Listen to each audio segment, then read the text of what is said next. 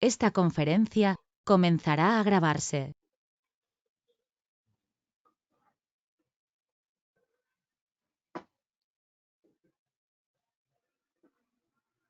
Ya puedes empezar, Agustín. Muchas gracias. Bueno, pues bienvenidos a todos los que estáis ya en esta conferencia Bolívar de Salvador Ordóñez. Bueno, veo gente, muchos amigos, tanto de la facultad, de la Real Sociedad Española de Historia Natural, del colegio y bueno, y también bastantes geólogos que conozco. Bueno, pues me pide para la ocasión Alberto Gomis, que es ahora el presidente de la Real Sociedad Española de Historia Natural, que haga la presentación de esta conferencia, lo cual para mí es un placer. Voy a explicar primero qué son las conferencias Bolívar. Esta es la cuarta conferencia Bolívar, por lo cual son unas conferencias que hacemos desde hace poco tiempo. Este año la Real Sociedad Española de Historia Natural está celebrando su 150 aniversario. Ya ha llovido desde que se fundó en 1971 y entonces hace unos años, cuando se acercaba ya la proximidad de este sesquicentenario, pues pensamos a celebrar más o menos una conferencia de relieve cada año en primavera para el cumpleaños, digamos, de la Real Sociedad es el 15 de marzo, se fundó el 15 de marzo de 1871 y entonces más o menos como esa celebración pues se está haciendo esta conferencia. Este es el quinto año que se realiza y más o menos el primer año pues la ha hecho un biólogo, el segundo año la hizo un geólogo, el tercero un biólogo y el año pasado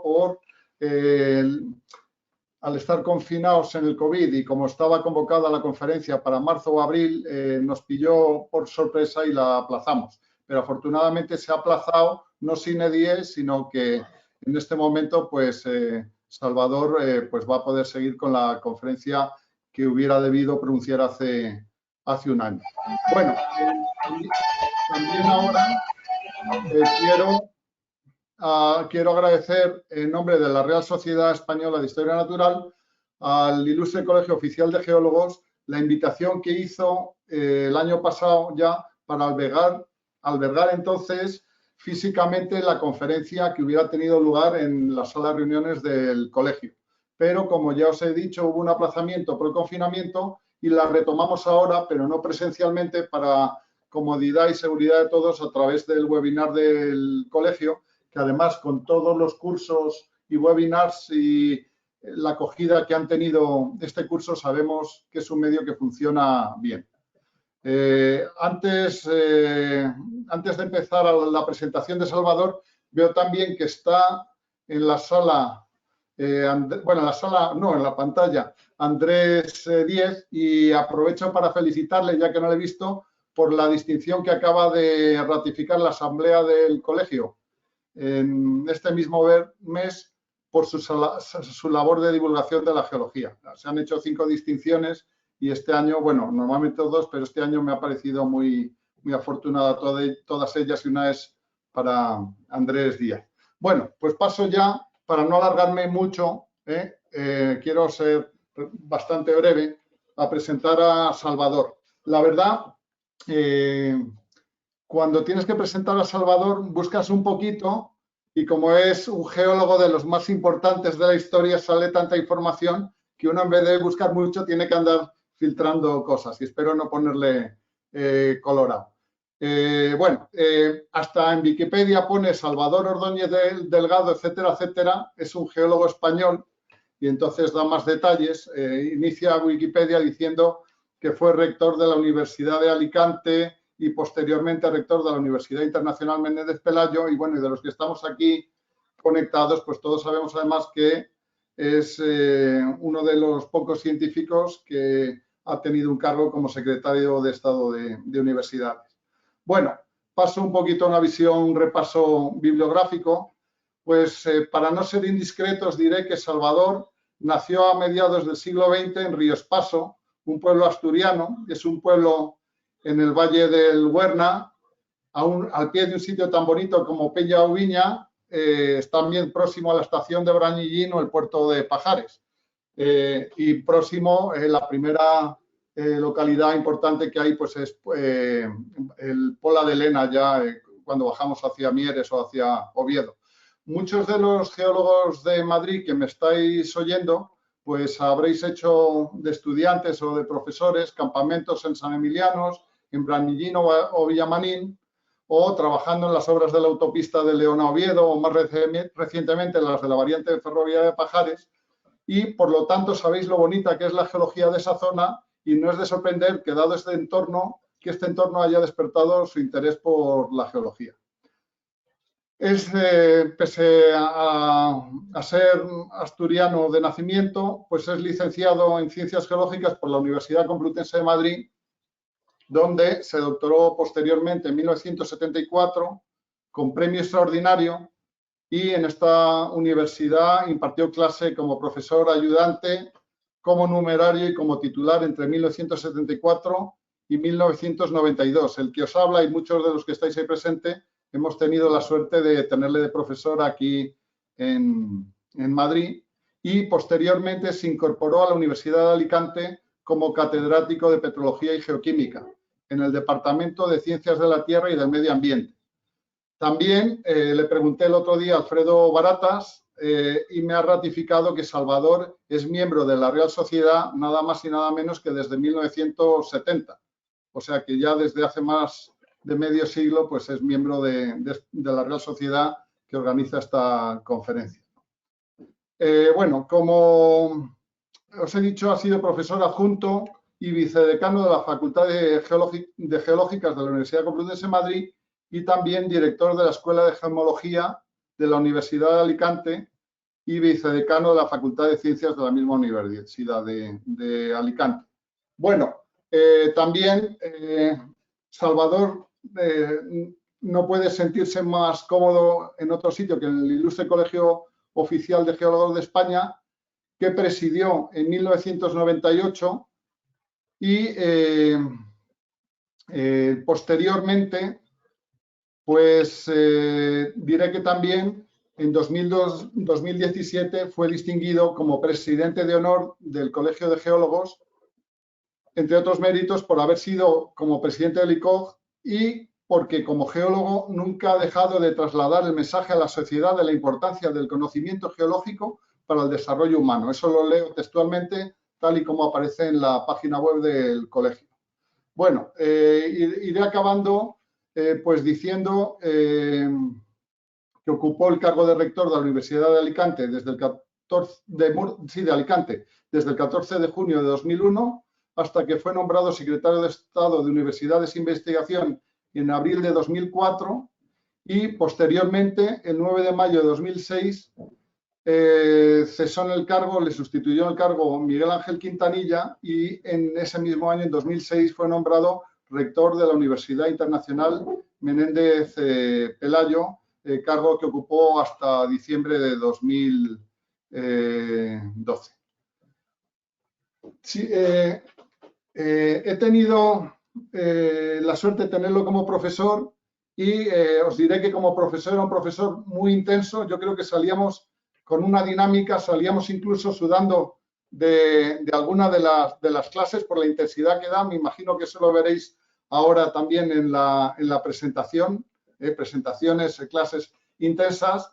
Y bueno, también deciros que personalmente desde hace unos años, este año va a ser la 4ª edición, el ICOG ha sido, en el ICOG se están dando unos premios académicos a los mejores trabajos fin de grado, y fue una idea inicial de Luis Suárez, pero también quiero decir que Salvador ha sido una de las personas importantes para que estos premios fueran una realidad. Y entonces, pues bueno, ya no os robo más tiempo. Espero no haberme extendido demasiado, pero incluso ya os dije que con el currículum de Salvador hay que entresacar para hacer una presentación breve, y le dejo ya que pase a hacer su presentación. Salvador, cuando quieras. Vale, gracias.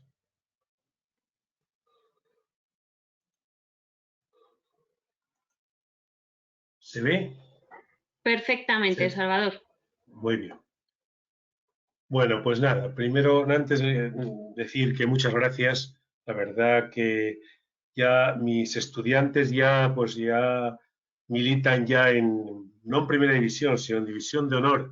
Y la verdad es que una cosa es un privilegio que estoy viendo que hay un montón todavía en los que he visto que han entrado, que son realmente es importante saber que han hecho una carrera académica importante y la verdad que en cierta manera me siento más orgulloso que nada en el mundo, lo más importante. Lo otro, pues una cosa, expresar mi gratitud a la Real Sociedad, que efectivamente este año hace 50 años, o hizo ya 50 años que pertenezco a la Real Sociedad. Y la verdad que una cosa, bueno, sinceramente que de lo que os voy a hablar, yo me acuerdo siempre, mi primer viaje al campo, a la Cuenca de Madrid, fue con don Francisco López Pacheco, en el año sería 66, 67, y yo creo que desde entonces siempre me llamó la atención porque estaba tan cerca de nuestra facultad y la verdad se la veía tan homogénea y esto es importante. Y bueno, la verdad que en este trabajo no es un trabajo mío, no es un trabajo mío, no. Es un trabajo de mucha gente. Hay algunos que incluso no están con nosotros. Yo no puedo dejar de olvidar a Manolo Hoyos y Alberto Garrido, pero algunos, pues a mis compañeros, como habéis sido muchos compañeros en el departamento de Petrología y Geoquímica, que fuimos muchas veces al campo. Yo la verdad es que una cosa, entre otros, quería singularizar a José Pedro Calvo Sorando y a mi mujer, a Zora García del Cura, que bueno, yo creo que hubo un momento de mi vida que estaba todos los sábados, en cuanto podía, me iba a la Cuenca de Madrid, porque siempre estaban viendo cosas que parecían interesantes. Luego la verdad es que, pues no sé, luego me marché de Madrid, pero bueno, la verdad es que lo importante fue que quedó, y sobre todo quedó una obra, que es la que, digamos, voy a intentar reflejar. Bueno, la verdad que el título, como veis, es pues un poco hacer referencia a la geología, pero desde el punto de vista de recursos minerales, de riesgos, de la génesis, porque es curioso comprobar que todavía, pues, en fin, hace falta trabajar mucho. Así concluiré. La conferencia, el hecho de que sea una conferencia Bolívar, digamos, me llena de... Sobre todo porque Bolívar era una gran persona que supo trabajar por la ciencia española, sobre todo desde muchos sitios, pero director del museo sobre todo, y luego del Jardín Botánico, pero luego sobre todo como presidente de la Junta de Ampliación de Estudios. Yo la verdad creo que murió en el exilio, como otros muchos de nuestros queridos colegas del momento. La verdad es que una cosa, siempre son personas que tengo en mi corazón. A los geólogos cuando encuentro algún geólogo de estas características, suelo coger y dedicarle algún trabajillo, y no es lo único que he hecho de historia de la ciencia en ese sentido, un poco por intentar una cosa que es importante, acordarnos de los que nos precedieron. Bueno, vamos a ver si sigue el siguiente. Vamos a ver. Bueno, voy a hablar, esto sería las cosas que voy a aplicar. Es curioso porque lo primero voy a hablar de la unidad salina hoy, pero antes, en la introducción pequeña, me gustaría recordar que en el año 1873, un año después de crearse la Real Sociedad, se publicó un trabajo sobre un mineral que no fue la cienpozuelita, que era una especie de sulfato a mitad de camino entre el yeso y la glauberita. Se hizo una publicación, la pongo aquí porque creo que es importante, ¿no? Es importante porque sigue citándose en los libros de texto, eso sí, diciendo expresamente que no era un nuevo mineral. La verdad que la Cuenca de Madrid sigue siendo atención de todo el mundo. Aquí hay un trabajo que, bueno, como está presente nuestro querido amigo Juan Carlos, lo reconocerá, es de este año, y en este trabajo lo que sí podemos ver exactamente es, pues, que realmente cómo todavía los temas siguen, digamos, dándole vueltas a estos temas relacionados con el relleno de la cuenca terciaria.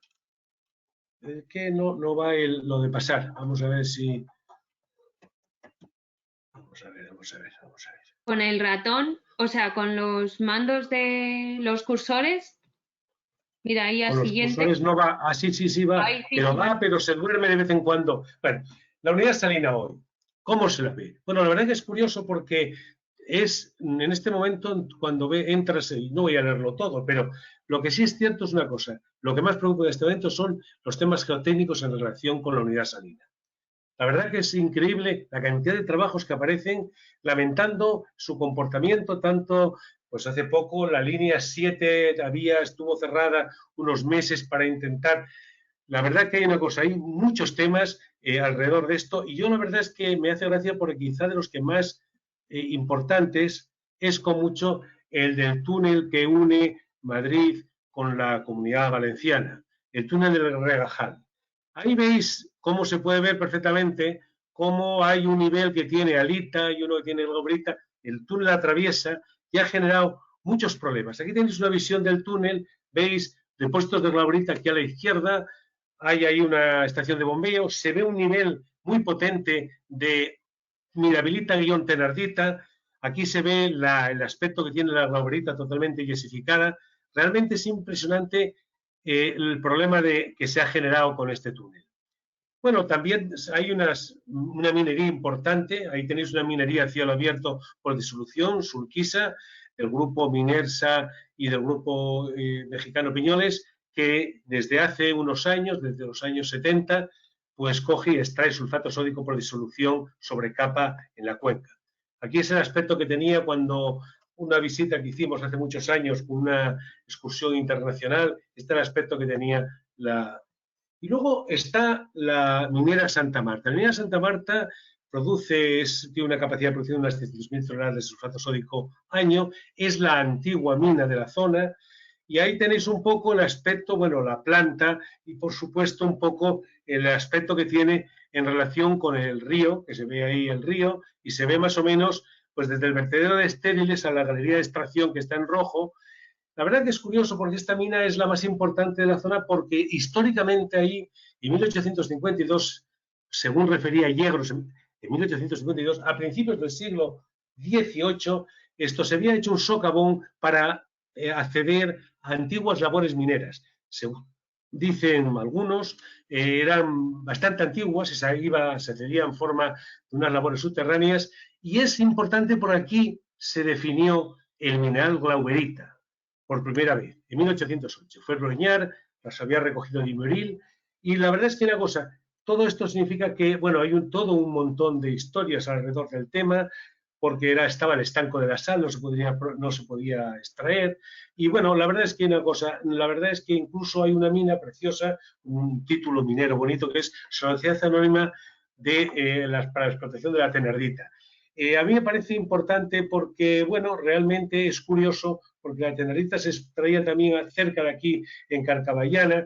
Bueno, de ahí sale el hecho de que los que estaban en Carcaballana a la vez se hicieron socios de aprovechamientos salineros y se generó un grupo minero que fue el primer estudio que se hizo, vamos a decir, serio de la mina del Castellar, que ahora comentaré luego un poco más adelante, y que luego pasó de Unión Salinera Española a Poret, España, y de aquí a la minera Santa Marta, que es la actual. Aquí tenéis el aspecto de toda la explotación, con un arroyo, que es el arroyo de Brantolín, que es muy importante para conservar y preservar el hecho que en esa especie de tarta central haya realmente prácticamente todo, pues hay sales de alite y tal, minerales sulfato sódico cálcico, todos ellos muy solubles. Bueno, aquí veis la geología, bueno, pero incluso hay colapsos, como ese que estáis viendo ahí, con 150 metros de diámetro, que se puede ver perfectamente, está al final de la galería principal, incluso la verdad es que es importante, ¿no? Vamos a ver si quito un poco esto aquí, pero no me deja ver bien. En la segunda mitad del siglo del año 1963 hicieron unos sondeos y lo que es muy importante es que en aquellos sondeos se encontró que siempre más o menos lo que había era unas arenas o yesos más o menos detríticos, yeso especular muy importante, también secundario, arcillas y yesos, y ya venía la capa de glauberita, la capa de tenardita, que es la que se explotaba de 4 metros de espesor, la tengo ahí indicada clarísimamente, y por supuesto un nivel de alita por el cual discurría la galería de acceso a la explotación, que ya no es, pero entonces era así. Vamos a ver.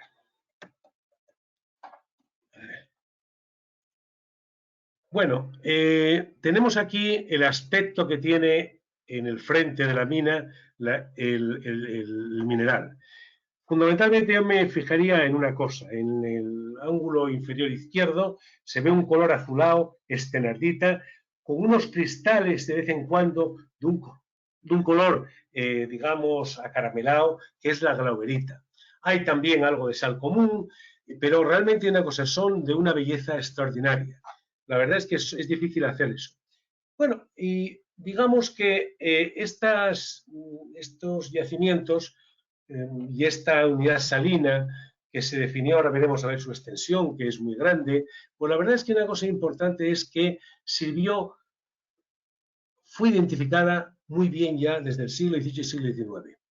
Digamos que hay unos trabajos de Juan Gámez que encuentra en 1771 que tiene propiedades purgantes y los estudia y hace ensayos. Bowles también las cita, dice que las aguas que pasan del río Tajo al pasar por la zona de Aranjuez se vuelven duras y no sirven, y realmente una cosa, si las compara con otras que pues cerca de Madrid, la Fuenfría de Madrid, que también tiene la misma formación, y aquí hay muchos kilómetros, lo digo por aquello de que realmente no lo relacionaban. Es muy importante el hecho de que en la época de 1872, ya lo he dicho antes, Sergio Yegros fue un ingeniero de minas que se dedicó a los temas de las salinas con mucha intensidad. Y fijar, viene ahí recogido cómo se anunciaba las características de la perla del Castellar. El Castellar es la mina esta que acabo de hablar de ella, y recomendados por don Santiago Ramón y Cajal, verdadera tenardita medicinal. Lo digo porque, en fin, la verdad es que es curioso porque incluso, pues, la verdad que las salinas eran mucho más conocidas que pues la propia mina, porque realmente estaban las de Carcaballana, pero sobre todo lo que es curioso es que en 1863 hay un trabajo en inglés hecho por unos geólogos, Sullivan O'Reilly, irlandeses, en el cual describen con una extraordinaria precisión las minas que se llaman las minas de la Casa del Consuelo. Esto del Consuelo ha tenido varios nombres, la verdad que tiene sus dificultades porque a veces la identificación no es fácil, pero yo creo que es las que ponen, son las de las Casas del Consuelo, y la verdad es que es curioso porque las describe muy bien, habla de una masa lenticular, habla de su origen, habla de la presencia de sal de Glauber, que es la de 12 moléculas de agua, habla de la glauberita, realmente con una precisión tremenda. Este trabajo incluso tiene unos pequeños cortes panorámicos que permiten identificar las minas. Esta es la mina del Consuelo. Ahí se puede ver perfectamente cómo esto realmente, no sé si esto tenemos el acceso a la mina, el socavón de acceso, y luego abajo unas texturas muy bonitas de anhidrita y arriba unas de yeso, de anhidrita, pero de tipo laminar. La verdad es que una cosa, es curioso porque parece mentira que a los pocos kilómetros que está de Madrid y todavía tengamos que estar dudando de muchas cosas. A ver si va. Vamos a ver. Una cosa muy importante, me referiré luego al final de ello, es la aparición, esto es una vista de esa zona muy próxima, donde se ve perfectamente cómo se producen unos descalces muy grandes de la parte baja de los estratos, y lo que se producen es auténticos bloques que se ve ahí el tamaño por la tierra que hay al lado, y se ve que realmente hay una cosa, bueno, esto lo vamos a ver todo a lo largo, tanto del Valle del Tajo, como en el Tajuña, como en el Jarama, como en el Manzanares. Es una característica. Bueno, Casiano del Prado es una buena descripción que me permito decir que es perfecta, no se puede decir tanto, y también es curioso porque gente después de él lo describen peor.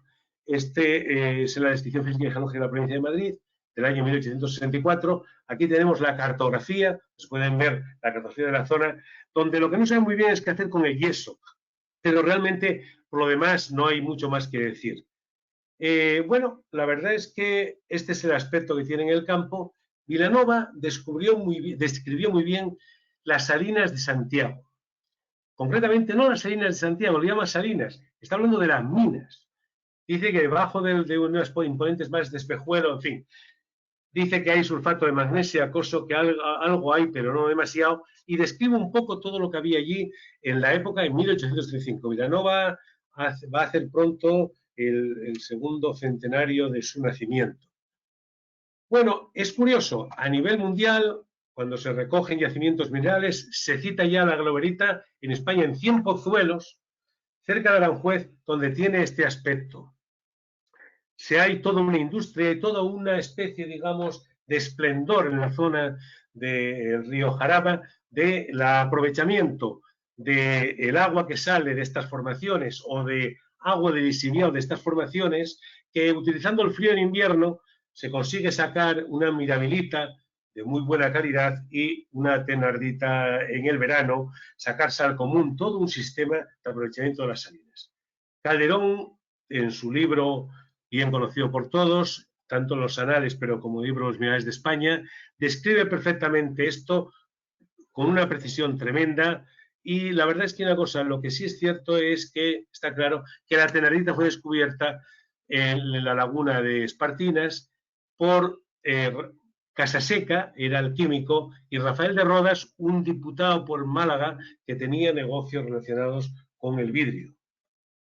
Bueno, estos son el aspecto que tiene, se ven ahí las salinas, de la época, esto está tomado un trabajo de Albert Fraga del 20, pero que son de los años del vuelo aéreo, de la foto aérea del 56 y el Congreso del 26, que también se pasó por ahí. Aquí tenemos el aspecto que tenían las salinas de Carcaballana, que tienen, pero esta es importante, porque aquí tenemos las fuentes y digamos, lo que sería los indicios de salinos que hay prácticamente desde Huerta de Valdecaravanos al sur hasta arriba, en donde está Mejorada del Campo, donde se puede ver que la barra son 25 kilómetros y realmente una cosa, es impresionante los kilómetros que hay de sales. Ahí he puesto todo, o sea, ahí nos olvidamos de las unidades superiores, las intermedias, solo tenemos lo que son salinas.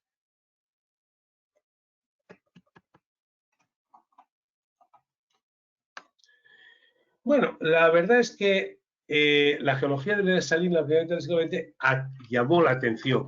La verdad, don Eduardo trabajaba mucho y muy bien en los terciarios, sobre todo en los terciarios continentales, lo que hoy nosotros llamamos pues la unidad superior.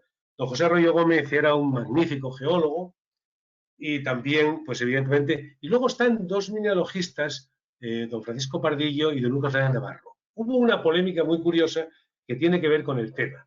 Quiroga, que había sido el primer profesor de cristalografía de una universidad europea, un buen científico, midió unos romboedros que él pensaba que eran de calcita, pero que pensaban que eran formas de calcita con composición tipo yeso. Entonces hablaba de yeso pseudomórfico de calcita. Y una vez Pacheco estudió el Cerro de los Ángeles, hablaba del yeso, y no se metió mucho en el tema, pero Pardillo, que estaba en Barcelona, era catedrático de Cristalografía de Barcelona, le preguntó por el tema y entonces más o menos él se le ocurrió salir del paso diciendo que era una nueva forma de yeso, que sería que el yeso allí tendría esa forma. Total que una cosa, eso generó bastante, Pardillo no le gustó nada el asunto, y fue Fernández Navarro el que terció en la historia y señaló que eran realmente glauberitas yesificadas lo que había allí. Pardillo le convenció a medias, bueno, fue una de esas discusiones típicas que son importantes porque lo que sí demostraban era que la gente se leía lo que hacían todos y hacía una cosa que es muy importante, decirle a la gente pues, lo que piensa. Bueno, la verdad es que aquí he puesto esta no por nada, sino por aquello de homenaje a don Francisco, a don Eduardo, donde se ve realmente los cortes que hacían en la zona de Alcalá de Henares, que son unidad salina un poquitín en la base, pero que no es el caso. La verdad que Rollo Gómez también recoge la presencia de sales, pero ello se dedica, es Mioceno continental ibérico y su fauna malacológica, o sea, nada que ver con la unidad salina. Y aquí el sondeo de Rollo Gómez y Puget, que está en el Instituto Geológico de España, me pareció muy interesante ponerlo, como recuerdo al instituto, cuando se cogía y se hace el sondeo, es cuando se encuentra y se ve por primera vez que hay un espesor enorme de sedimentos en el relleno de la cuenca. La cuenca es muy grande, es muy potente y esto luego será, ya en nuestro siglo, será objeto de estudios profundos para poder interpretar debidamente eso. Bueno, la verdad es que es curioso, hay una serie de cuestiones que aparecían, observadas sobre todo por Royo, que más o menos decían que interpretaba una fase de deformación en base al plegamiento de los yesos de la unidad salina. La verdad es que hubo digamos, una disputa potente con Obermayer, Werner y Pere de Barradas. Bueno, la verdad es que una cosa, yo me gustaría mucho comentarlo porque quizá es la primera vez que se da uno cuenta que hay aquí problemas. La verdad es que es curioso porque lo que se hace es, se forman estructuras de deformación sencillamente por disolución de la parte profunda. Aquí tengo el dibujito. Y bueno, y los que podemos hacer. Esto es lo que estamos haciendo cuando se trabaja en la unidad salina. En la salina lo que se hace es generar, digamos, fracturas por las cuales el agua entra en el sistema y a veces pues resulta una cosa, lo que sí se plantea es pues colapsos. Hay muchos colapsos, yo conozco un montón de colapsos, bueno, desde la dolina de Titulcia, tantos colapsos en la unidad salina, muchísimos. Y la otra cosa muy importante es que dicen estos señores que los manantiales salinos son un indicio de disolución de niveles salinos. Es evidente, sale agua salada es porque está disolviendo una capa salada.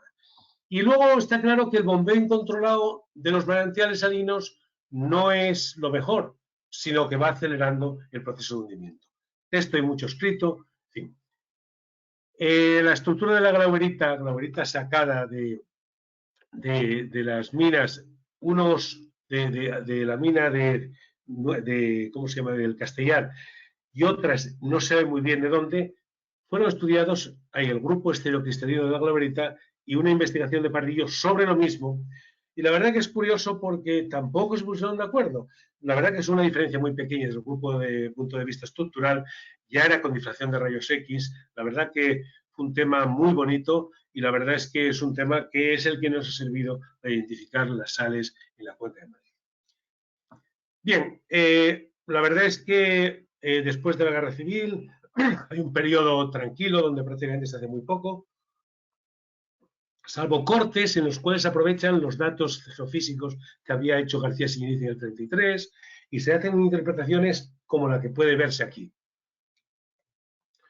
La verdad es que es curioso porque en los mapas se sigue siempre poniendo facies químicas, facies detríticas, pasando las unas a las otras, es quizá... Y con esta sensación llegamos a este mapa, que yo le digo que son primeras aproximaciones sedimentológicas a la unidad salina, que son de Benayas, Pérez Mateos y Oriol Riba, que se presentó en un congreso por el año 58, donde se puede ver ya pues, la unidad salina en el centro, con diferentes tipos y diferentes cuestiones, y luego hacia los lados su carácter detrítico. Claro, esto parecía que entonces todo pasaba todo, y en el fondo en el que el centro había un charco. Esto que, bueno, pues es una idea y muy buena, por cierto. Yo la verdad creo que con el tiempo esta idea se ha ido perdiendo. La verdad que es curioso porque a pesar de que habíamos hecho difracción de rayos X, me refiero sobre todo Pardillo, pues es curioso porque, como dije antes, Pardillo y Martín Cardoso había hecho difracción de rayos X, o sea, no había duda de la presencia de las sales estas. Lo que sí es cierto es una cosa, la verdad que siguen ideándose yesos y margas yesíferas, y todo alrededor de eso. Es más, bueno, hacia los bordes aparece la sepiolita, hacia los bordes en otra unidad, no en esta. Pero es un tema también muy importante, bueno, es un problema que, por supuesto, tenemos todavía que debatir mucho sobre. Bueno, por el año 71 se empieza a hacer lo primero, que es un primer trabajo, vamos a ver si sale, de San Miguel y Montoto, donde se empieza a hablar de la glauberita y la glauberita y la thenardita como fases de recristalización. Entonces es curioso, es un trabajo que fue interesante, a nosotros nos abrió mucho la mente hacia buscar, explorar cómo vamos a decir, las estructuras cristalinas podían explicarnos cómo era el origen de estas sales. Por estos años empieza a verse ya sondeos mecánicos saturados en sulfatos, porque si no, cuando haces un sondeo con agua, lo que hace es que se disuelven, porque estas sales se disuelven en el agua. Por supuesto, pueden hacer las preparaciones en las láminas delgadas, que era otra técnica importante, tampoco. También había que tener mucho cuidado con el polvo, porque si hacíamos un difractograma con las sales que eran delicuescentes incluso y que fijaban la humedad ambiental, la verdad es que no teníamos nada. La verdad que esto es muy importante y ahí hay una lista de autores que están todos puestos ahí, no están todos, ni mucho menos, pero en fin, donde realmente el tema se fue dando vueltas y realmente yo creo que es curioso porque hay un precedente del mismo, fue un sondeo que estudió Caramés y López Aguayo, el sondeo de Tielmes, donde ya hablaba de que en profundidad solo aparecía anhidrita. Esta sí me parece que cretácica, pero la verdad que una cosa es muy curioso, una vez que empieza a hablar de que hay anhidrita únicamente en profundidad. Bueno, la verdad es que la doctora García del Cura y tuvo una beca March en el año 1969 y donde se describe por primera vez que hay una tenardita que cementa cristales unidades de palaverita y identifica por primera vez magnesita, un carbonato magnésico. Ahí se sacan una serie de columnas donde realmente ya, estos son centenares de metros, donde se ve realmente la estructura que tiene la Cuenca de Madrid, que difiere un poco de los ideas de día. No pasa todo a todo, sino que hay unas unidades de abajo, otras encima, y tiene una cosa que esto es importante y que quizá es una contribución importante. Por la misma época, mi querido compañero y amigo Ortiz hace una interpretación paleogeográfica y citando a García del Cura, la presencia de polialita. La polialita era un mineral extraño en el sentido de que realmente no era muy normal en series continentales la presencia de polialita y es la primera cita que se hace en España y otra me parece que hay en las minas de Cardona, pero realmente es importante porque esto empezaba a ver que estos temas, las sales estas de dobles y series triples, es complejas en su interpretación. Bueno, también dentro de la cuenca se adivinan lo que ahora llamamos sistemas kársticos, entonces altos internos, que fueron estudiados en esta época. Aquí tenemos un estudio que se hizo sobre los yes detríticos de la unidad intermedia. Importante saber que hay un desmantelamiento, por lo cual significa que la cuenca no funciona al unísono, todo es una especie de charco, sino es mucho más complicado. Por la misma época intentamos explorar qué se podía hacer con la cuenca esta, se podían hacer cosas, se podían hacer sobre todo esto, digamos, podía utilizarse como almacenamiento porque en aquel momento era importante y sobre todo porque si había sales en un sitio, recuerdan como lo dije antes con el Barantolín, es porque no hay el flujo regional de agua, no ha llegado allí. Bueno, la verdad es que una cosa, por esa época y utilizando los datos de geofísica que las compañías, incluido a Mospe y muchas, habían hecho, hicimos esta interpretación de la Cuenca de Madrid, que luego no ha salido, bueno, ha seguido esto, digamos, es una labor en la cual Mejías fue Garrido Mejía fue el que hizo la labor importante. Por la misma época se hicieron la geología del término municipal de Madrid, cosa que hay que hacer porque la verdad que se ve. Y ahí tenéis los sondeos, que realmente lo más importante es comprobar que está la unidad salina, que antes era una especie de cosa ahí mal definida, ahora ya es una cosa que ocupa todo el fondo de la cuenca y que realmente es importante. Y en este trabajo, la verdad es que lo más importante se hacen los primeros identificación de fuera de la mina del Castellar, de glauberita, polialita, elita, bien definidas y con su composición y sus características. Hay unas fotos de microscopía electrónica realmente bonitas. Yo solo les diría que aquí hay una en la parte de abajo donde se ve cómo la polialita, que son una especie de agujas, crece a partir de los cristales de alita, que son además pues, probablemente de crecimiento sobre el fondo. Realmente es una cosa, bueno, la verdad, interesante. Bueno, en el año, por los años, empezamos a trabajar sobre todo en el tema de publicar los temas relacionados con los yacimientos y estaba aquí un corte que hicimos un poco simplificado de la...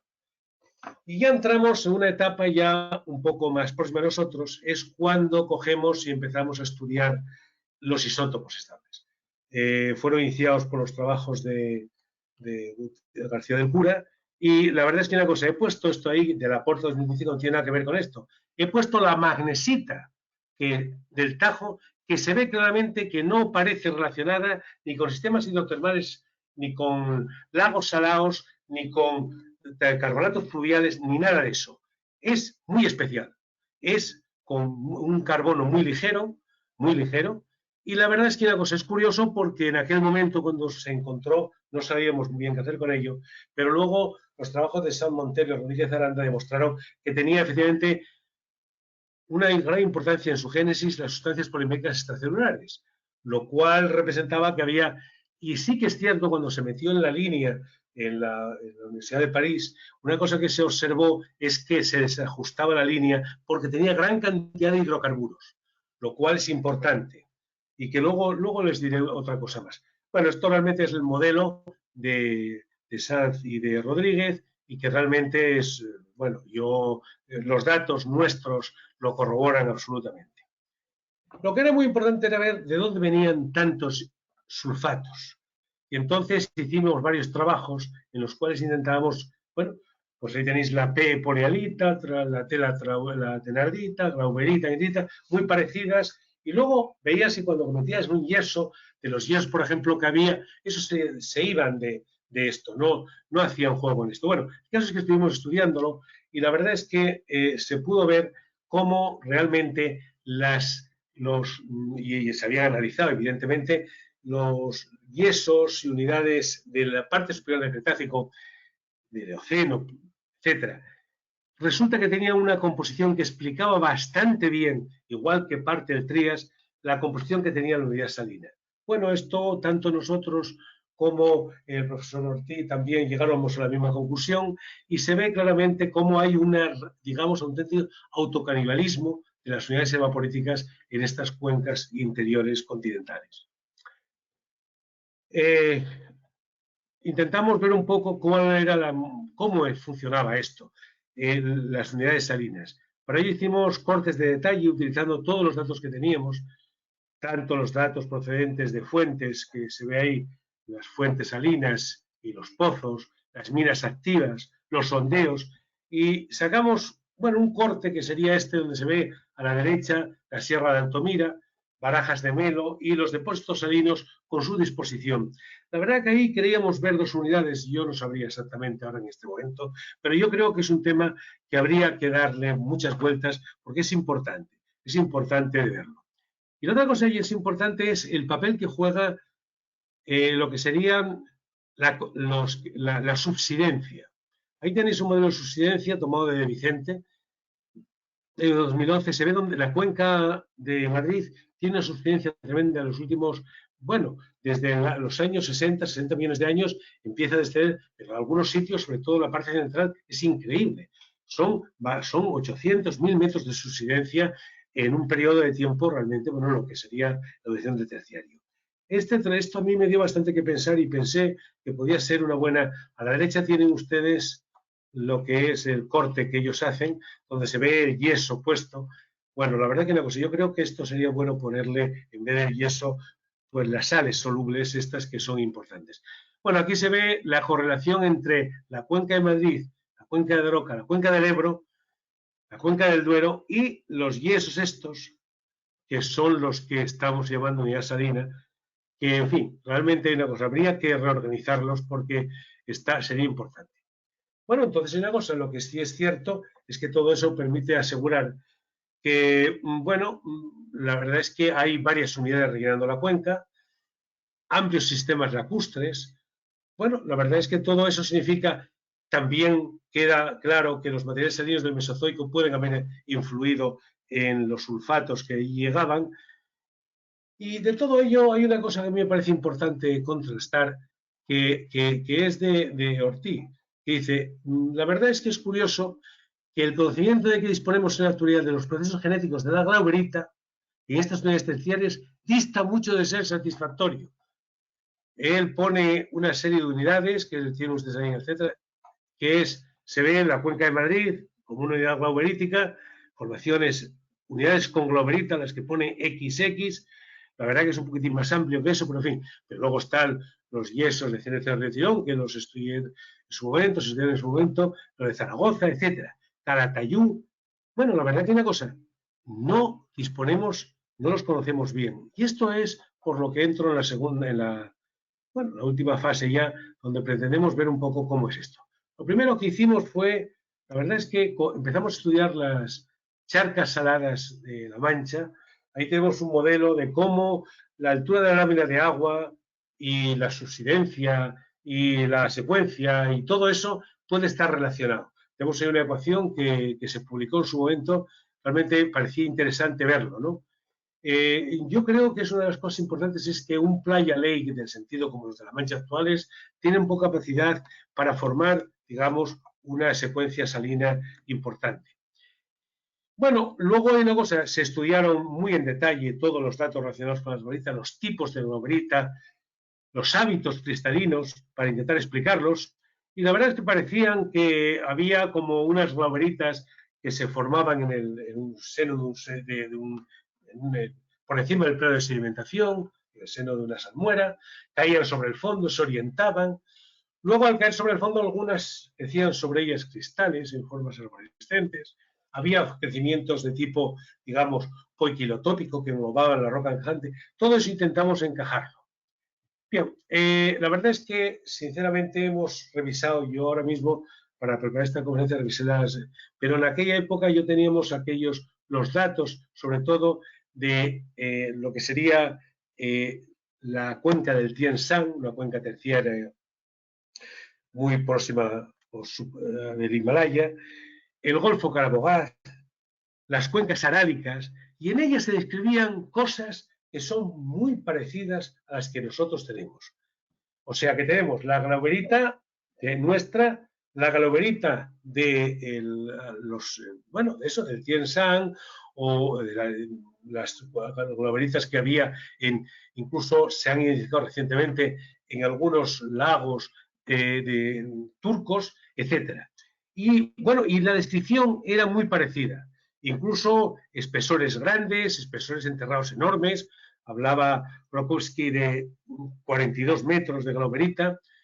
Hay una revisión que he de reconocer que está muy bien hecha, de reconocerla, con mucha satisfacción, sobre la sulfato sódico, un libro a nivel mundial que se llama el Garrett, recoge con toda precisión los datos de los autores españoles sobre el tema. Y realmente una cosa, incluso pues dice que hay magnesita, cosa que no hay en las otras, todo lo que sería más o menos.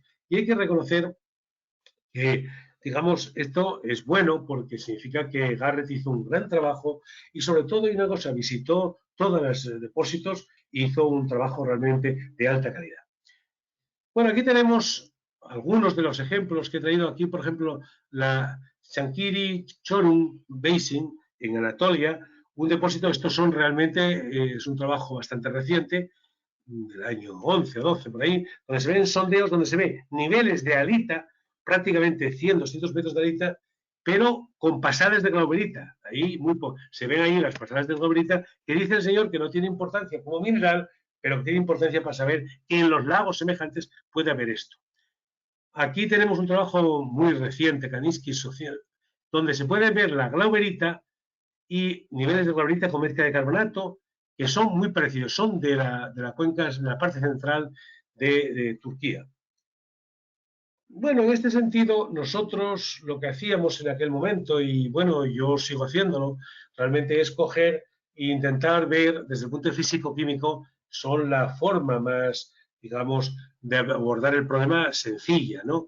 Y entonces ahí se ve, por ejemplo, un diagrama de estabilidad donde en el eje horizontal está la actividad de agua, o sea, la salinidad en sentido inverso, prefiero que lo más salino está hacia la izquierda y lo menos salino hacia la derecha, y se ve la relación entre el calcio y el sodio. Realmente se ve que cuando la relación de calcio es alta tenemos anhidrita y cuando la relación de calcio es baja tenemos tenerdita. Y ahí se ve el campo de estabilidad de la globerita. La verdad que esto se ha visto, esto por ejemplo se ha aplicado en los Andes, con resultados, ese dibujo que tiene ustedes a la izquierda, y en las cuencas del Ebro, que también se está practicando en algunos sitios la cuenca del Ebro, me refiero experimentalmente en salmueras. Hemos revisado un poco lo que hay del tema actualmente, desde el punto de vista, digamos, y hay en lo que sería la región del lago del Mar Aral, hay lagos de este tamaño, que, bueno, realmente se presenta en ellos, la verdad es que tienen, sobre todo una cosa que es muy importante, es que se alcanza la aceleración en globerita, se puede ver aquí la aceleración en globerita, para luego, evidentemente, romperse el equilibrio y no volver a aparecer globerita. Esto lleva a un tema que es viejo, que se contó muchas veces. Decían, son lagos en los cuales se alcanza la situación en globerita, pero entran, sobre todo, calcio y magnesio de fuera para joder, y si no, si se agotase, siguiendo los modelos clásicos, que se agotan los solutos, la verdad es que una cosa, no se formaría nunca más globerita. Esto, el modelo se ha vuelto a repetir y lo hemos vuelto a calcular, y evidentemente se puede ver en este dibujo que tenemos aquí cómo realmente lo que ponemos es yeso, glauberita, yeso que posiblemente fuese anhidrita, y luego se mezcla, entra bicarbonato de calcio y entonces vuelve otra vez a formarse glauberita, etc. Esto sería un modelo que sería el de la metamorfización de salmueras, que lo dijimos hace muchos años y que, bueno, es curioso, sigue todavía, pero que yo estoy poco satisfecho con él. Bueno, ahora, vamos a ver. O sea que más o menos la idea es que el sistema está en globerita y las aguas de fuera, esas aguas que hay bicarbonatadas de todas esas cordilleras, como puede ser la de Altamira, que entra, pues realmente hay una cosa, pueden perfectamente coger y precipitar la globerita. Bueno, nosotros hicimos un modelo experimental con Benavente de la Universidad de Alicante, donde cogíamos e intentábamos ajustar un poco las dos cosas y efectivamente, pues nos encontramos que realmente el sistema queda saturado en glauberita y con facilidad, en un sistema partiendo de yeso, de cloruro sódico y de calcio y carbonato de calcio de aguas que entran de fuera de los macizos de tipo carbonato. Bueno, esto incluso, por ejemplo, hicimos un trabajo la verdad, donde yo pienso que se ve que realmente eso puede ser verdad. Es cierto que, y yo insisto que esto tenemos que darle vueltas porque no está. Un tema importante es el tema de las eflorescencias. La verdad es que si nos damos cuenta, las eflorescencias son muy comunes. Siempre que hay unidad salina, tenemos eflorescencias que suelen ser casi siempre de mirabilita o de tenarita. Aquí se ve perfectamente cómo, poniendo en un diagrama el sulfato sódico, y aquí tenemos mirabilita y tenarita, se ve con unidades relativas del 90%, que son bastante comunes, se forma una solución de sulfato sódico en superficie, tanto sobre la mirabilita como sobre la tenarita. Cuando eso se seca, se forma una eflorescencia. Eso significa que realmente pues tenemos unas posibilidades enormes de encontrar las eflorescencias. Es uno de los temas importantes para localizar la unidad esta salina. Y luego viene quizá el problema más interesante. Glauberita, en presencia de agua, con logaritmos de actividad de agua, pues eso, próximos ya al 1, lo que nos encontramos es que pasa yeso, lo que se llama la disolución incongruente de la glauberita. Se ha escrito sobre ella cantidad y demás. Y se le pone una solución que tiene mirabilita. Este modelo es el modelo que creo que hay que aplicar a los farallones, a los grandes farallones que hay de escarpes y esíferos que aparecen en todos los sitios. La verdad es que el agua, con actividades de agua próxima a 1, se infiltra y entonces se produce. Pero hay una cosa más importante, que es que las glaubritas, al yesificarse, aumenta tremendamente su porosidad, con lo cual también mejora su permeabilidad. Las aguas de infiltración pueden pasar por allí y el mecanismo se produce.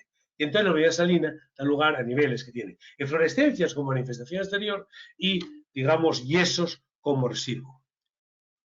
Vamos a ver. La verdad que el tema de los farallones es un tema importante. Tienen un cierto condicionamiento tectónico, como han señalado Silva, Goy y Zazo en el 88, en un trabajo que realmente a mí me parece importante. Y la verdad es que, bueno, es curioso porque nosotros hemos hecho un trabajo en el cual intentamos comparar la composición química, Ordóñez, Foro y Bustillo, de los yesos procedentes de la unidad salina con los otros y se separan perfectamente.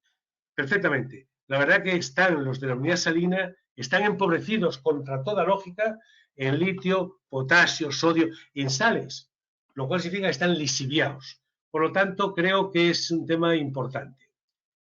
Bueno, esto significa que si resulta que además el material se disuelve y se disuelve intraestatalmente, las capas de glaurita y las de alita más y las de glaurita menos, etcétera, todo significa que se producen fenómenos de subsidencia y asentamientos diferenciales y colapsos que son tan comunes. Bueno, y se deforma. Esto es lo que decíamos al principio, que realmente es curioso porque lo que nos encontramos es que incluso los sedimentos fluviales, el río Jarama, el Tajuña, al pasar por la unidad salina, se producen espesores anómalos de depósitos de tipo fluvial, terrazas, que luego han sido explotadas, las graveras del Jarama, que yo en su momento también estudié algo, y realmente se puede ver realmente que tiene una importancia extraordinaria. Y la otra cosa muy importante es que también afectan a los niveles superiores, pueden producirse problemas geotécnicos, y algunos incluso en zonas urbanas, y estos problemas, como bien señala Gutiérrez, pues la verdad es que pueden aumentar sustancialmente a medida que las actividades de Madrid se expandan hacia los afluentes evaporíticos del sureste. Es un tema importante. He cogido sus palabras para no poner nada mío.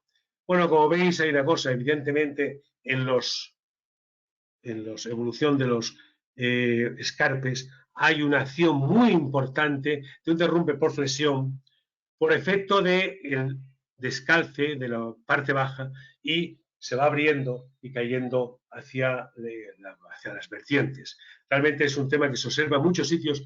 Bueno, se coge el Google Earth, se mira y la verdad que se puede ver perfectamente muy cerca de Madrid. Bueno, nos queda un tema que es precioso, que todo el mundo lo dice de pasada antes. La mineralita y la thenardita, evidentemente, la mineralita es, por así decirlo, el depósito o el sedimento o lo que se produce a partir de una solución de sulfato sódico cuando hace frío a temperaturas menores de 40 grados y la thenardita temperaturas superiores. Es el diagrama de estabilidad. Esto supuso que haya gente con muy buena idea, y la verdad que a mí me parece una idea preciosa, porque yo he conocido los puestos de Canadá, de los lagos glaciares, se ve perfectamente que efectivamente allí se explota la mirabilita como, bueno, en el frío. La verdad es que sí, a mí me parece una idea muy buena. Es más, dicen que la mirabilita se cristaliza para dar thenardita, lo cual pues es, bueno, sobre todo porque se ve que realmente las efusiones fluidas de la thenardita son muy limpias, por lo tanto, evidentemente, son cementos secundarios, que es lo que estamos defendiendo siempre. La verdad es que una cosa, a mí no me importaría, no tengo criterios de tipo climático para asegurarlo, pero sí que es muy importante observar lo siguiente, que la verdad estudios palinológicos del contenido de sondeos hechos en unidad salina dan praderas de herbáceas en ambientes áridos que poco tienen que ver con lo que estamos hablando. Pero bueno, no sé, creo que las ideas son buenas y todas son siempre aprovechables. Hace unos días apareció esta publicación, que es una publicación de lo que sería el túnel del Reajal, del cual me refería antes, y se puede ver realmente lo que sería el túnel, por donde va, los pozos de drenaje y demás, y se puede ver un corte que, bueno, ven que ahí tiene alita, thenardita, glauberita, y bueno, y sigue al otro lado. Bueno, la verdad es que es muy curioso porque nosotros habíamos pensado, sobre todo con Sergio Sánchez, donde la glauberita, al ponerla en agua, se genera una fase de solución y precipita yeso. Esto es el esquema que todo el mundo conocemos. Si yo cojo esa solución y la hago pasar por sal común, obtenemos unas precipitaciones inmensas de thenardita. Bueno, esto significa que si tú nos damos cuenta de cómo son los sondeos de la unidad salina, nos fijamos que la thenardita siempre parece el lisiviado de la glauberita y que cuando encuentra un nivel de sal común impermeable, la verdad es que precipita en mucha cantidad. Estamos hablando en esa, hay una capa de 4,5 metros. Y la globerita, curiosamente, no desaparece totalmente, sino que la globerita queda en forma intersticial y, bueno, realmente son unos cristales tan bonitos que estamos viendo, tipo acaramelado, en el seno de la masa blanca o débilmente azulada. Bueno, estos son la salida del agua que se extrae del túnel del Relajal. Eso es todo Mirabilita. Porque estamos en invierno, es Mirabilita. Y ahí se ve el detalle. O sea, la verdad que esto funciona así. Es así. Yo la verdad es que una cosa, me quedé sorprendido porque sí que es cierto que desde hace muchos años en CCR19 se explota la mirabilita por disolución de la capa de glauberita, pero no así queda un poco más espectacular y sobre todo más geológico. Bueno, para acabar, nada más decir que yo creo que falta mucho trabajo, lo pongo al final. La verdad que quedan muchas cosas por hacer. Hay que recordar que esta unidad es la que donde se descubrió por primera vez en Miguel de Santiago la glauberita, la tenderita, las señales de espartinas, las primeras citas de poliarita de la península ibérica, la magnesita de este estilo, asociada con facies de tipo evaporítico. Hubo minería alita hasta el siglo XIX, pero que probablemente sea mucho más antigua, probablemente es conocida desde hace muchos años. Minería de sulfato sódico, la famosa compañía española de minas de Tenerife con la que empecé. Tiene unas arcillas, allí donde tiene sales, que son extraordinariamente buenas. Hay un montón, están las de la Sagre y las de la Alcalá de Henares, que los yesos, su meteorización, su disolución estatal, todo esto, son, si no, otra cosa que el residuo insoluble de la meteorización de la unidad salina. Son importantes las referencias de Mirabilita, que aparecen por todos los sitios y que tienen efectos negativos sobre materiales de construcción, hormigones, etc. Las salinas y manantiales de aguas medicinales. Ahí tenemos el problema de los colapsos, los hundimientos y que el bombeo como solución no es, el bombeo genera más vacíos y más problemas y tenemos que seguir trabajando más. Muchas gracias.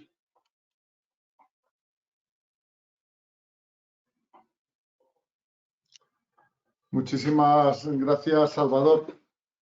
Bueno, empezar. Te quiero, antes de dar turno para las preguntas, de darte las gracias en esta conferencia porque has empezado haciendo, combinando perfectamente un recorrido histórico en el conocimiento de la Unidad Salina de Madrid para ir pasando desde una manera cronológica, aproximándonos al estado actual del conocimiento y sobre todo de los intereses en cuanto a explotaciones mineras de sal, los problemas geotécnicos involucrados y el estado de la cuestión. O sea que para una conferencia del 150 aniversario de la Real Sociedad, te quiero dar las gracias porque es un auténtico regalo que hemos disfrutado. Y entonces, bueno, como sé que me callo yo ya y le doy la palabra al público, y lo último te quiero decir que por favor te pido que no decaiga la publicación porque esta combinación que has hecho, bueno, ya hablaremos o puedes hablar con Alfredo Baratas o algo así. Yo creo que tendría muchísimo interés la publicación de la conferencia en el estilo que está. Muchísimas gracias, Salvador. Y si Gracias. ya proceder a las preguntas, por favor. ¿Sí? Sí. Sí. Bueno, no sé quién modera y cómo va el turno. Yo no os estoy viendo, pero me gustaría veros. A ver si podemos, a ver si puedo ver el GoToMeeting. Salvador, deja de compartir la pantalla en los iconitos de abajo y muy así bien. ya ves todas. Perfecto. Vamos a ver si lo quito. ¿Se guarda los cambios en geología? No, pero dale a los iconos del GoToMeeting, a los que te salen en el lateral, en la ventana del lateral ves el micrófono, la cámara y la pantalla. Dale a quitar la pantalla. Espera un poquitín. A ver. Es que tengo el GoToMeeting, está como si fuera de su sitio. No, pero bueno, a ver. Espera a ver, que esto lo hago todos los días, vamos si lo hacemos un día más. Bueno, no pasa nada, lo hago yo, ¿vale? A ver, házmelo, venga.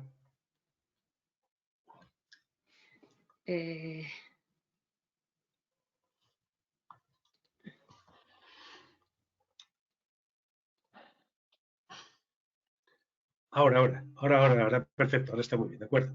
Vale. Bueno, pues Bien, tenía gracias. José Luis Viejo la palabra. Puede hacer la Muy bien, pregunta o el comentario. muy bien, muchas gracias. Primero un comentario de agradecimiento para Salvador. A mí me parece una conferencia que hasta yo la he entendido. Yo soy entomólogo, con lo cual, pero tengo mucho interés en los sustratos salinos del sur de Madrid o del este de Madrid, porque llevo muchos años trabajando en el Regajal, en los lepidópteros del Regajal. Muy bien. Los Entonces, que motivaron el trabajo. bueno, me imagino. Tengo además buena amistad con el propietario de la finca del Regajal y estoy muy al tanto de las vicisitudes que han pasado desde un punto de vista superficial o del entomólogo, lógicamente. Por eso, pues ahondar un poco en el sustrato, en sentido figurado y en sentido real, pues me satisface y bueno, he disfrutado con todas estas informaciones que nos ha suministrado Salvador. En cualquier caso, mi pregunta, ese era el comentario de agradecimiento y bueno, de satisfacción por haber aprendido, bueno, pues tantas cosas, ¿no? Pero la pregunta concreta se refiere a, quería saber tu opinión respecto de cuál fue la causa, si es que se puede indicar brevemente, del hundimiento del túnel del Regajal, del cual supongo que tienes noticia, y que supuso un revuelo político, porque el principal problema que parece ser no era que pudieran morir unos cuantos trabajadores que estaban haciendo el túnel del AVE a Valencia, ni el destrozo de carácter ambiental que supuso el hundimiento de casi 900 metros de túnel, sino que se iban a retrasar las obras y los madrileños no podrían asistir a las fallas de Valencia en el AVE. Aquello, como sabes, supuso pues un revuelo político que llevó a la entonces presidenta de la Comunidad de Madrid al Regajal con una cohorte de periodistas, etcétera. Aquello fue de la España de berlanguiana, pues quizá un hecho muy destacable. No menos destacable la respuesta que dio el Ministerio de Fomento llevando un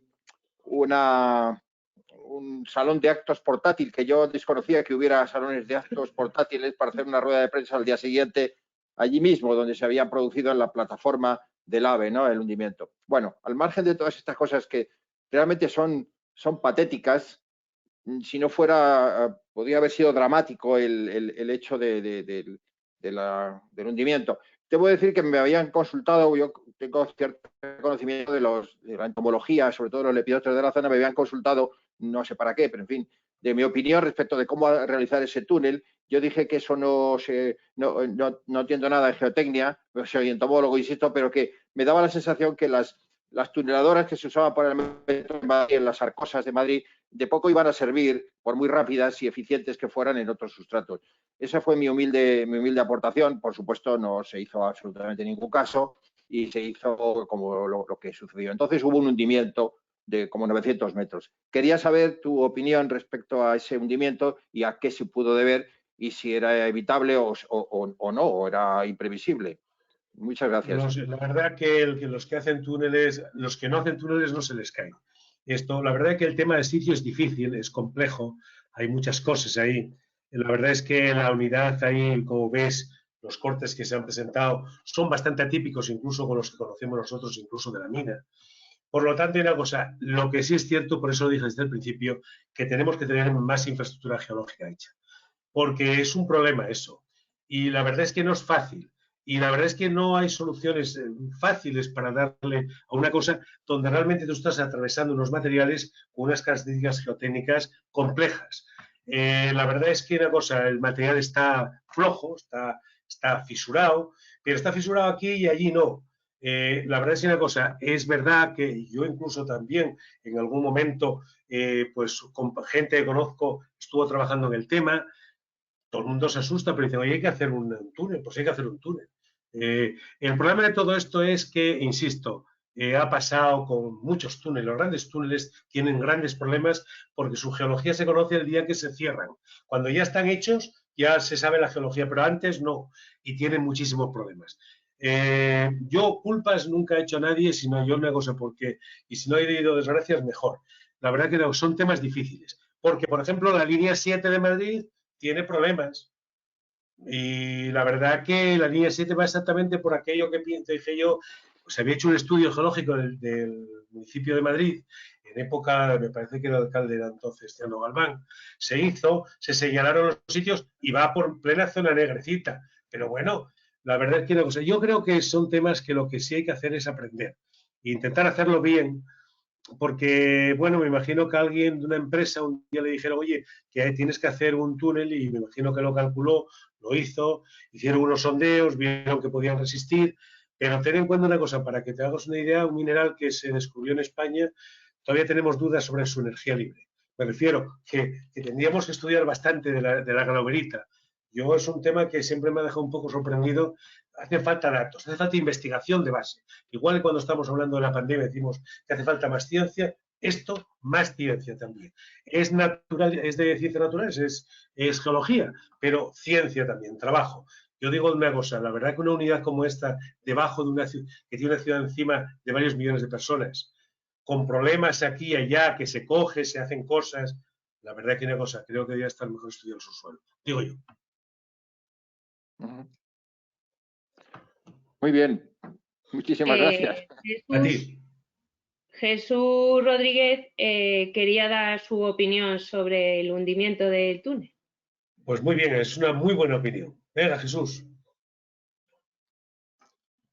Jesús. Le veo aquí que no tiene micrófono. ¿Tiene el micro apagado? Ahora. Venga, Jesús, venga, yo te lo he puesto. Sí. Venga. Sí, buenas tardes. ¿Me oís? Sí, perfectamente. Sí. Bien, era para comentar. Bien, bueno, saludos a todos. Era para comentar sobre el hundimiento. Dos apuntes. Yo estuve trabajando en el túnel, nosotros trabajábamos para el ministerio y asistíamos a la dirección técnica de la obra. Entonces, cuando en primer lugar no se utilizaron tuneladoras, se descartó las tuneladoras porque precisamente preveíamos que se podía producir el flujo de agua a través del túnel y se podría aumentar muchísimo más los problemas de disolución, con lo cual se descartaron las tuneladoras que se estaban empleando en Madrid. Se utilizaron unas minadoras, unas rozadoras similares a las que se utilizan en las minas de potasas y todo esto, pero mucho más potentes, como las que se estaban utilizando también en otros túneles donde se han construido en Sales y todo esto en Alemania y otros sitios así. O sea, eso no hubo nada de ello. Y el problema que hubo con el hundimiento fue un problema que ha sido bastante complejo de análisis. Se construyó toda la primera parte del túnel sin que hubiera la más mínima convergencia, es decir, no había deformaciones en el terreno. Y cuando se empezó a construir la parte inferior, se hizo la destroza, que era la parte inferior de la excavación, se vio que realmente tampoco seguía habiendo destroza, tampoco seguía habiendo convergencias. Se consiguió calar la mayor parte de todo esto, y fue precisamente cuando se excavó la contrabóveda, que era la parte más inferior del túnel, cuando vinieron estos problemas, que realmente, hay que decirlo claramente, tuvieron mucho que ver todos los políticos que fueron a hacerse la foto. Este túnel se empezó con una administración, hubo cambios de administraciones, había un montón de administraciones políticas presionando, tanto la de Madrid como la de Valencia, como el gobierno central, partidos diferentes y tal, y entonces, pues bueno, todo esto repercute.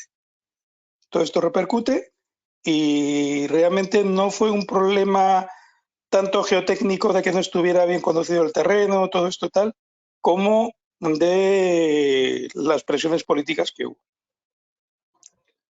Entonces, luego la siguiente parte del túnel que se fue construyendo, pues había sus cosas y tal, hay unos plazos y todo esto que había que cumplir. Nosotros presionábamos mucho para que se hicieran las cosas bien, se evitara de determinadas cosas que se querían hacer y tal. Y nosotros allí pues hicimos todo lo que humanamente y técnicamente se pudo hacer en aquel momento. Bulones de fibra de vidrio, pilotes con armaduras de fibra de vidrio, cementos sulforesistentes, yo cuando esto lo he hablado con gente, yo he estado trabajando en Turquía bastante tiempo y he estado hablando con gente de allí y realmente se quedaban muy asombrados con lo que aquí se hizo. Otra cosa es que hay cosas que allí uno indicaba que había filtraciones por algunos sitios, cosas de este estilo y no se tenían en cuenta. Entonces, pues bueno, todo esto con el tiempo pues acarrea problemas que son lo que ahora mismo está sucediendo allí. Sí, porque parece bueno, ser que hay una esto disolución, una disolución de sales que se están acumulando en una balsa en la parte sur, creo. No sé cómo era eso. Sí, claro. Yo ahora ya no estoy vinculado. El agua al pasar por la globerita va cogiendo y se lleva el sulfato sódico y deja el yeso. Claro. Y eso, pues ese agua va a algún sitio. Y como va a algún sitio, pues precipita sulfato sódico. Una mirabilita de libro. Y ya está. Sí. Y no pasa más eso no, en el dibujo que os puse, se veía cómo sale. O sea que no, pero eso no, es lo que puede salir. Y si se recoge de allí y se pone en otro lado, pues lo mismo. Y hay una fuente debajo, al lado, muy cerca, en la zona de Antígona, por ahí, hay fuentes de aguas sulfatadas, aguas de tipo de estas, del estilo este, como el agua de Carabaño, tal, pues está lleno. En Carabaña, si vas, te llevo ahora mismo y te precipita sulfato sódico también, todos los sitios. Es muy interesante lo que... Muchas de las cosas que ha comentado Salvador, es una pena que no se tuviera mayor apoyo técnico desde el punto de vista científico cuando se hizo el túnel, porque muchas de las cosas que ha estado contando Salvador sobre lo que se podía encontrar por encima de la alita, todo esto realmente lo llegamos a ver en el túnel. Llegamos a encontrar unas salmueras completamente saturadas, ultrasaturadas, en la parte superior de la alita, que quedaban como si fueran charcas encima, aquello completamente desconectadas. Sí. Luego veíamos eso, también... En el dibujo ese que he mostrado también, que no es mío, es es curioso porque se ve eso, pero es que en la mina, cuando tú coges y vas por el nivel de Tenardita, se queda a veces colgado mirabilita. Exacto, y salen los sondeos incluso, que es muy delicuescente, o sea que lo ves como ahora mismo como sal y dentro de un instante se ve como un liquidillo que, bueno, pues sabe salado y sabe, bueno, y si no lo tomas, pues tiene efectos, digamos, sobre el intestino fuertes. O sea que realmente hay una cosa, creo que es un tema, yo lo que me gustaría decir, y no, seguir preguntando, pero que hace falta, está muy cerca de Madrid y ya he indicado antes que cualquier expansión del casco urbano va a esta unidad. ¿Lo que hay?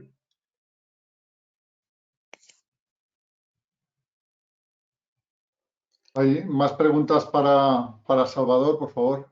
¿Hay alguna? Hola, ¿se me oye? Señor Escabi, ¿cómo está usted? ¿Qué tal va esa vida? Yo soy Juan Pablo Rodríguez, Salvador. Dime. ¡Hombre! ¿Qué pasa? Oye, no te buenas tardes, ¿no? Pon Esther, o sea que ahora está con la luz. Juan Pablo. Ahora. Dime. ¿Qué tal? Nada, ¿no?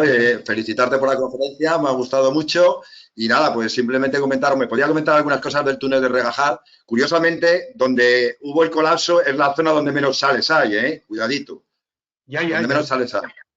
Y pero otra cosa importante, Sí, no, a mí lo que, por ejemplo, me ha gustado es el tema de la tenardita, o sea, la tenardita como fase secundaria en la precipitación de sales, como una fase que se produce a posteriori, que es una diagenética, incluso a veces diagenética tardía y en relación con la yesificación de la glauberita, por ejemplo.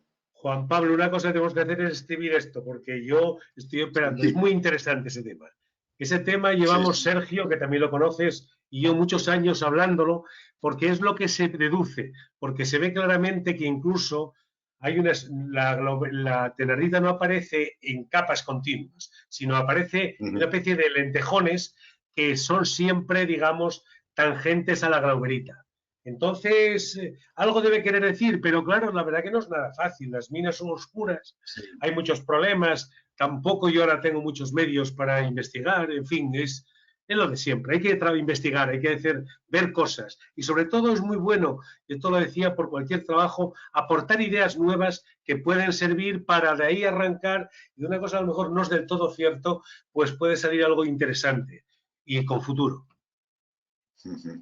Juan Pablo, muchas gracias por verte y por estar aquí. A ti, por aportarnos tu sabiduría. Sí, no sé yo.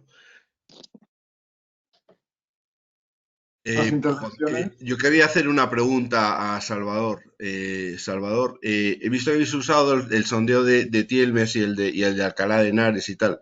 Y habéis, en estos cortes, habéis puesto también el sondeo del Pradillo, que es un sondeo que está ahí cerca de Algete y son casi 2.000 o 3.000 metros de secuencia terciaria, ¿no? O sea, eso quiere decir que es uno de los pozos que está en la zona más profunda de la cuenca, pero a su vez tiene un montón de unidad salina, ¿no? Aunque la mayoría son anhidritas o están descritos como anhidritas. Yo no sé si es fácil en un sondeo distinguir todas estas cosas o no, o hay que... En un sondeo se describe todo como anhidrita o yeso y ala, y bueno, pues ¿qué quieres que te diga?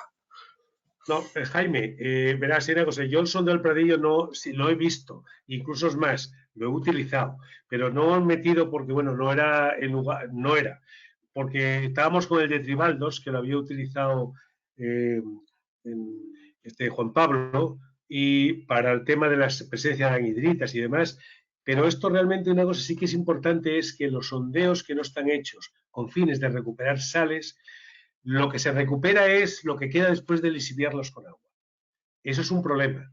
Eso pasaba en la mina de Villarrubia cuando se hacían sondeos sin saturar, pues que lo tenían que hacer en seco. La única forma era hacer ripio y con el ripio estudiar, sacar una bolsa de ripio y el ripio disolverlo, porque si no, no sacas nada. Hasta que no metían, o sea, el agua de circulación del sondeo está saturado en sulfato sódico, pues la verdad que no sacas sulfato sódico, evidentemente se disuelve. Sacas, bueno, el halita siempre sale muy disuelta. ¿Por qué? Porque suele mucho más que el sulfato sódico y lo que hace es que parece que los testigos de halita tienen un diámetro como la mitad de los de glauberita.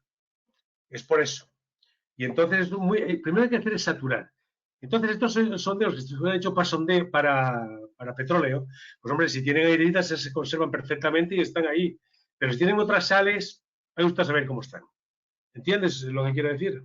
Sí. No, lo digo porque cuando tú analizas los registros eléctricos, aunque la anhidrita tiene una velocidad súper típica en los registros sónicos y la densidad y tal, ¿no? Quiero decir, luego cuando tú los ves en detalle, hay o sea, no hay hay zonas masivas que se ve perfectamente que es halita o anhidrita y luego hay otras zonas donde no se sabe qué es porque seguramente que hay unas mezclas ahí de todos estos minerales que no responden ni a las características de halita ni a las de anhidrita. Entonces, la descripción de campo es anhidrita o halita, pero ahí a lo mejor hay de todo.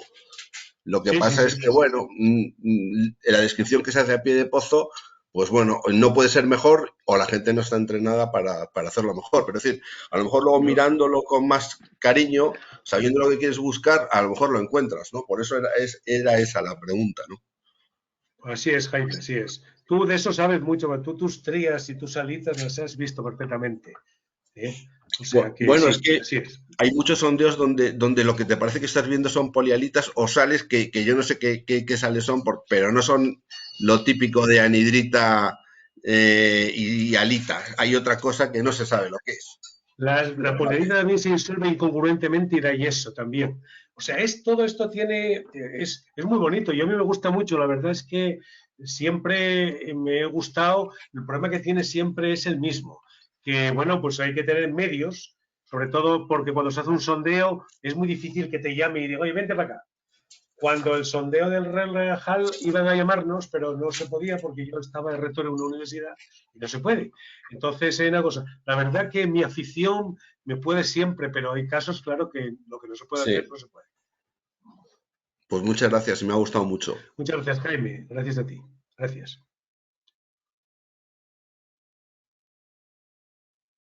Isabel, ¿ibas a intervenir? Que te he visto antes con el micro puesto.